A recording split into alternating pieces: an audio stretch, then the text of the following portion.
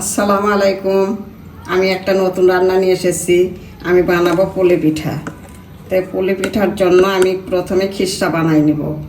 তো এখানে গরুর দুধ জাল দেওয়া আছে আমার পাতিলে, জাল দিয়ে ঘন করে রেখেছি।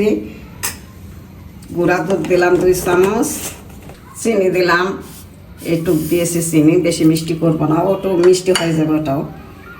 তারপরে যেটা চালের আটা আমি ভেজে নিয়েছি এই কালার করে, ঘিয়া ঘিয়া কালার করে ভেজে নিয়েছি, এটা আমি এখানে দেব হালুয়াটা মানে খিসাটা করার জন্য।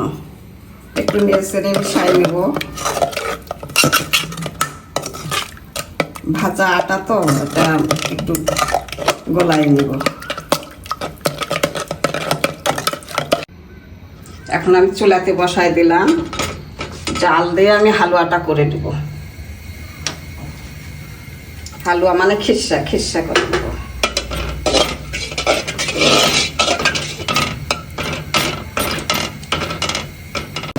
এই যে হালুয়াটা আমার হয়ে যাচ্ছে, দেখেন ঘন হয়ে গেছে।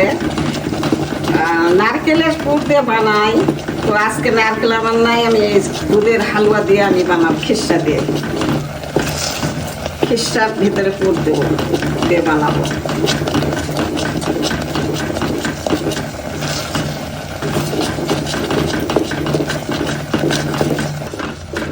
খিসাটা আমার হয়ে গেছে, আমি এখন নামাই নেব। এই যে হয়ে গেছে দেখেন, এই যে পড়তেছে না নাকড়ি থেকে। একটু ঠান্ডা হলে আবার টাইট হয়ে যাবে। এই যে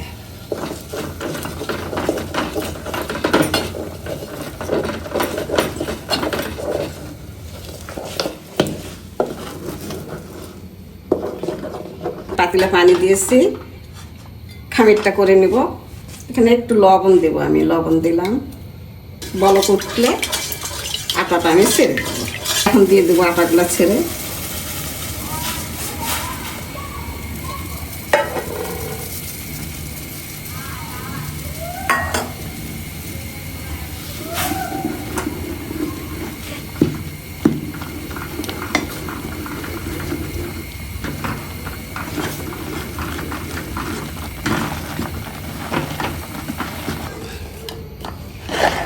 দেখে আটা লাগলে দিব আমি, একটু লাগতে পারে।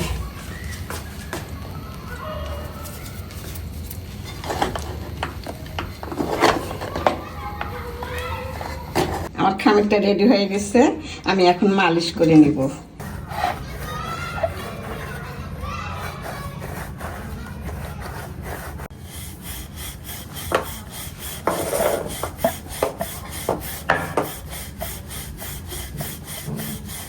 আমার রুটিটা বানানো রেডি, দেখেন। এই যে এই মোটা করে বানাইছি, পাতলা না আবার যে মোটা না, এভাবে বানাই নিছি। আপনারা দেখলে বুঝতে পারবেন যে কীরকম। তো এখন কেটে নিব, এই যে ঢাকনিটা দিয়ে কেটে নিব।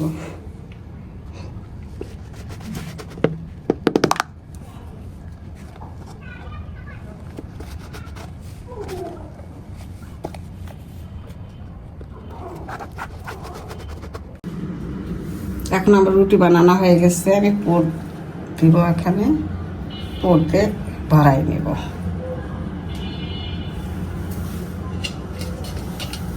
এই যে খেসা দিলাম আমি।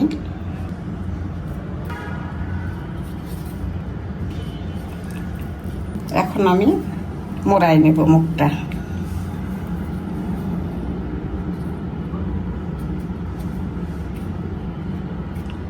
এইভাবে মোড়াই নেব।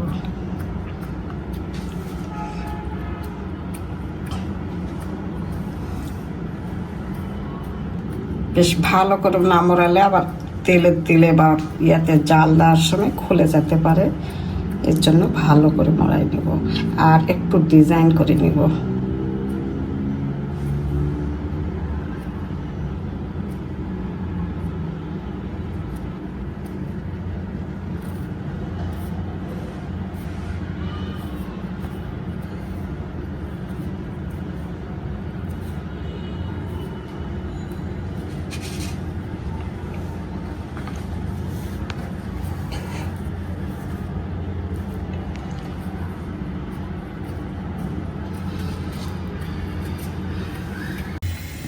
এখন আমি পুলি পিঠার জন্য দুধটা জাল দিয়ে দিয়ে রেখেছিলাম, এখন ঠিক করে নেব। চিনি দিব, এই যে চিনি দিচ্ছি,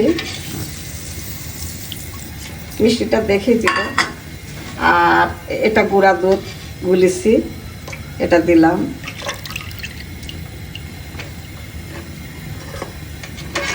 এখন ভালো করে জাল দিয়ে চিনিটা গলায় নিব। আর দুধটা জাল দেওয়া আছে তো, বেশি জাল দেওয়া লাগবে না। বলকটা উঠায় চিনিটা গললেই হয়ে যাবে। আর দুধের শিরাটা বলক উঠেছে, আমি এখন নামাই রাখবো। হয়ে গেছে, তেলটা আমার গরম হয়ে গেছে, আমি এখন এগুলো ছেড়ে দেব।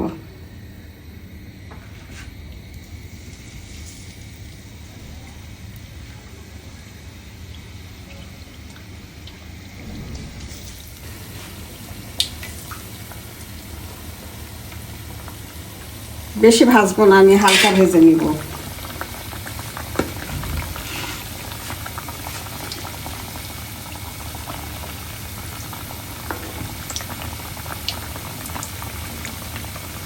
এক পিসটা হয়ে গেছে আমার, আমি এখন উল্টায় দিব।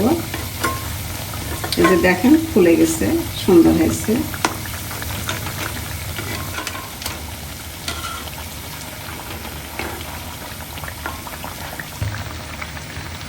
আমার এগুলো ভাজা হয়ে গেছে, আমি এখন উঠাই নেব। আবার এগুলো দিলাম আমি পরের বেছে।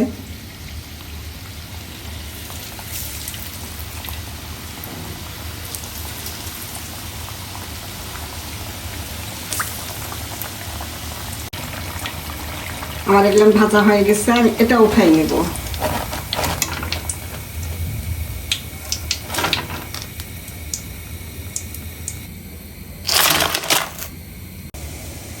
আর দেখেন এই দুধটা বলক উঠে গেছে, আমি এখন এগুলো ছেড়ে দিব।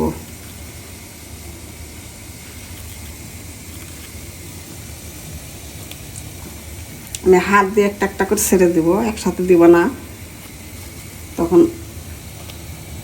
উষ্টে পড়ে যাবে হাতে। তা আপনারা এরকমভাবে একটু হালকা করে ভেজে নেবেন, নিয়ে রান্না করবেন এই পিঠা। কাঁচাও রান্না যায়, কিন্তু কাঁচাটা ভয় থাকে যে খুলে যাওয়া বা ভেঙে যাওয়ার ভয় থাকে।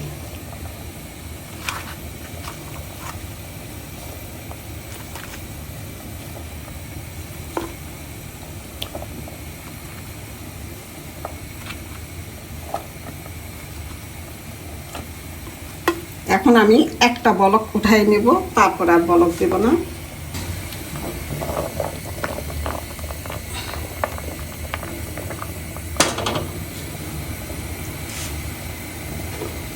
এখন আমি ঢেকে দেব। হয়ে গেছে আমার, এটা বলক উঠে গেছে, আমি এখন নামাই রাখবো। আর ঠান্ডা হলে আপনাদেরকে দেখাবো।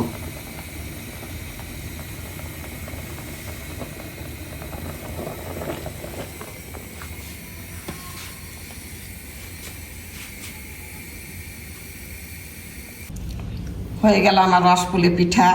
দেখেন কত সুন্দর হয়েছে রসপুলি পিঠা খিরসা দিয়ে। আপনারা এইভাবে খিরসা দিয়ে বানিয়ে খাবেন, না খেলে তো বুঝবেন না যে কেমন স্বাদ। আর খিরসার ভিতরে থাকলে তো অনেক স্বাদ লাগবে। আমার এই পিঠা যদি ভালো লাগে তাহলে সাবস্ক্রাইব করবেন, আর বেশি বেশি শেয়ার করবেন, কমেন্টে জানাবেন। এটা কেটে দেখাই আমি আপনাদের। দেখেন ভিতরে খিরসার পুর ভরা আছে। এই যে দেখেন কত সুন্দর হয়েছে। খিরসা থাকলে তো অনেক স্বাদ লাগবে। আপনারা খেয়ে দেখবেন, না খেলে বুঝবেন না যে এর স্বাদ কীরকম।